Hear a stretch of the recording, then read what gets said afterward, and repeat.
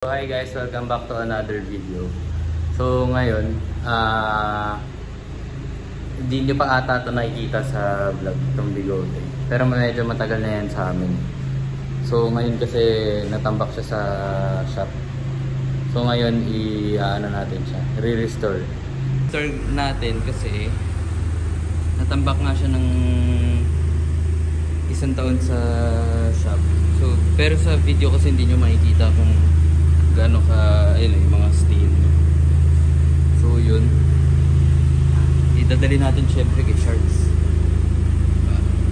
So ngayon magpapalit lang tayo ng upuan kasi papalinis ko rin yung upuan. So papalit natin dyan yung SR3 na kulang. So ayan siya guys, ginit na ako na. So kung napapansin nyo bakit ang daming Cookie Monster dito, dahil yung pangalan ng auto is Cookie. Yung trademark natin. So yun, tara baklasin natin yung yung upuan. So yun guys, dito na kami sa index. Nakabit ko na yung SR3. Ito, kabit na natin. Pati yung big cup holder. So ngayon on the way na tayo kay Charles. Okay guys, dito na tayo sa Speedwalks. So yun, makikita nyo na yung imperfections dito. Hindi pa rin pala. Pero yung salamin na yun. Tapos yun, wala talaga eh.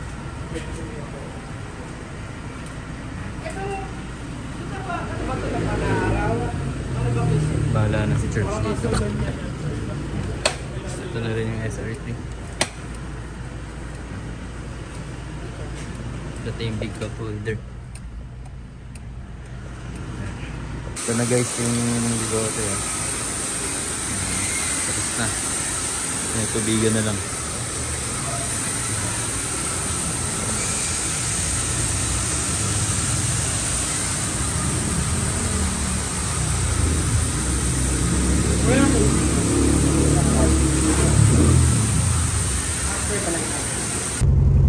So yun guys, nakuha na natin yung sasakyan. Ayan, kasi wala pa sa tono eh. Ayan, namamatay. Ayan, kung napapansin nyo may wiper marks dahil JDM yung salamin eh, green glass. So baka kay Glass Monkey na lang tayo magpagawa kasi nirecommend din naman ni Charles. Mamaya pakita ko sa inyo yung resulta, pauwi lang tayo ngayon. Ayan na siya guys. Grabe, ang laki ng in-improve. Pero may mga pa rin, may mga imperfection pa rin syempre. Pero yan, pwede na. Kaya nalilis na rin yung upuan sa loob. Pati interior detail pala. So, yan. Lilis yan.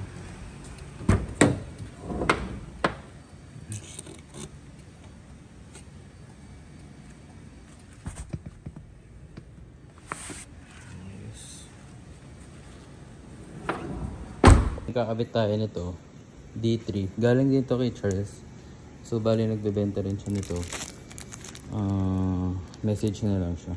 So yan, harap likod lalagyan natin.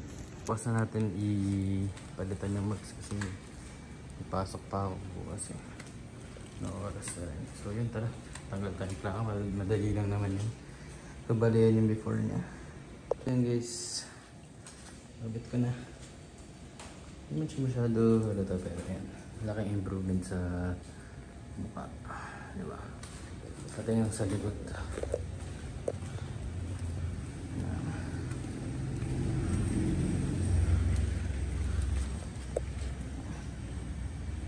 Yes, mags na lang talaga sa mga konting alignment. Yan, grabe OC ko sa alignment eh. Kasi yun yung diretso, diba?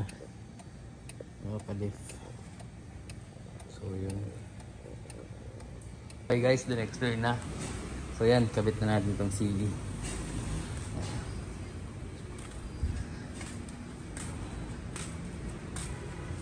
Para dito talaga to eh. Hiniram-hiram ko lang.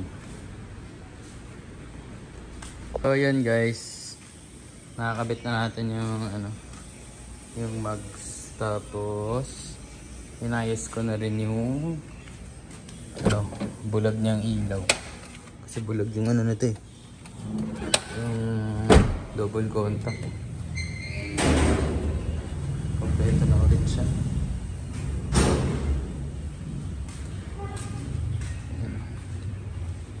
Kompleto na. Kutsing-kutsi na ulit. No. Alignment na lang talaga. Ayan guys. Hindi ko alam kung nakukulangan pa ako sa baba eh. Pero yan lang muna. Mamaya pag ilalabas ko. Punta tayo kasi mamaya kay sa Motul. Ano ko lang to. Mamatay-matay. Nandun si Jeremy. So medyo pa-adjust lang natin. Para sa pang break-in. Pino yung idle niya. So ayan. Namiss ko to.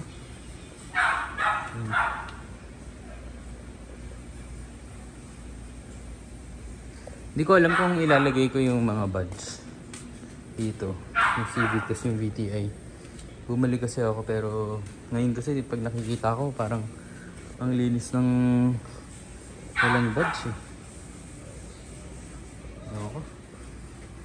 Comment down below kung gusto nyo. Ayan guys, ito. Tagal ko naghahanap nito. So yun, makabili tayo niyan. Kakabit na rin natin. Ayan na. So yun guys, so ayan, Honda. So yan, tara. SO4 naman, so tingin ko naman legit to. Ayan. Kakabit natin.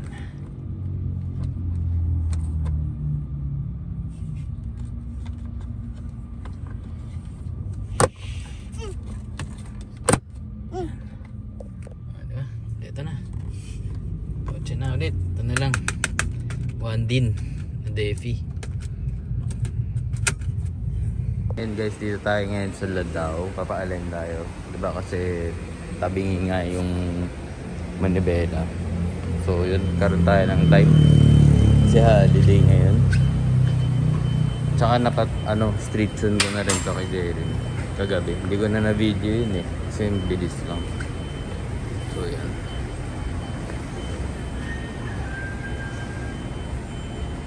Dito talaga kami nagpapaalam sila daw.